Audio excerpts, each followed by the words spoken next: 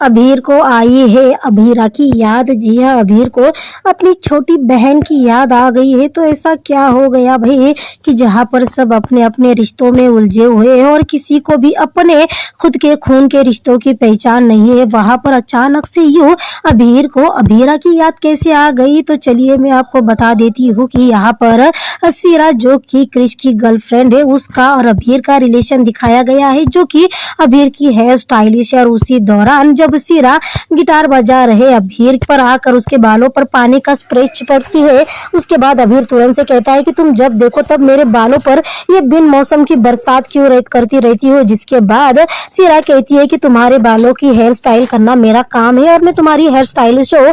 और जिसके बाद अभीर कहता है कि तुम तो बीएम हो। जी हाँ, मुझे यकीन है कि तुम कभी भी गलत नहीं हो सकती हो, चाहे मैं जितना भी हिल्लू डिल्लू चाहे जितना भी तुम्हें परेशान कर लूं, पर तुम मेरे बालों के साथ कभी भी बीएम नहीं की गलती नहीं कर सकती क्योंकि तुम बीएम हो। जिसके बाद सीरा कहती है कि तुम्हारे ये कोडिंग तो मुझे समझ में नहीं आता, बता दो इस कोडिंग का क्या मतलब है। जिसके बाद जब सीरा कहती है कि मैं तुम्हारे कोडिंग को डिकोड नहीं कर पाती, उसके बाद उसी वक्त अभीर को याद आता है कि किस तरह से अमन अभीरा ने एक ही पल में, यानी जिस तरह से उसने अभीरा को कहा था कि Miss BM yes BM M C I कहा था, तुरंत से अभीरा ने भाप लिया था ये कहते हुए कि मैं तुम्हारी हिम्मत कैसी हुई मुझे मेगा चिड़चिड़ी इंसान बुलाने की। जी हाँ, और इसी दौरान अभीर को तुरंत से याद आ जाती है अभीरा को। तो भाई यही एक रीजन होता है कि जहाँ पर अभीर को अपनी बहन की याद आती है। हालांकि ये हालात अलग है कि फिलहाल अभीर को नहीं पता है कि अभीरा उसकी